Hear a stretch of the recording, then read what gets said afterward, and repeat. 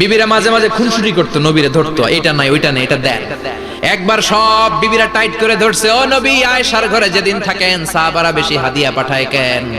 আমাদের ঘরে যেদিন থাকেন পাঠায় না কেন? কালকে জুমার নামাজের পরে ঘোষণা দিবেন সবার ঘরে সমান সমান হাদিয়া। বিশ্বনবী বললেন আবু বকরকে সবাই ভালোবাসে, তাই আবু বকরের মেয়ের ঘরে যেদিন আমার ডেট পরে থাকার সময় ওই দিন হয়তো বেশি হাদিয়া পাঠায়, তোমাদের ঘরে পাঠায় না। আমার বলার কোনো সুযোগ? বিবিরা কয় না, আপনারে বলতেই হবে। নবী কয় আমি পারবো না, বিবিরা কয় পারবেন। ইন দ্য মিন টাইম দরজার পার থেকে কে যেন সালাম দিল, আসসালামু আলাইকুম ওয়া রাহমাতুল্লাহ।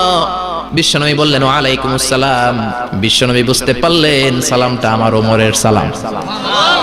বিশ্বনবী সালামের উত্তর দিয়ে বিবিদের দিকে তাকায়, দেখে একটা বিবি ওর সামনে নাই, সব উদাও, ভ্যানিশ হয়ে গেছে। ওই যে ওমর, সুবহানাল্লাহ পড়বেন না? এই জন্য ওমরকে শয়তানও ভয় পেত।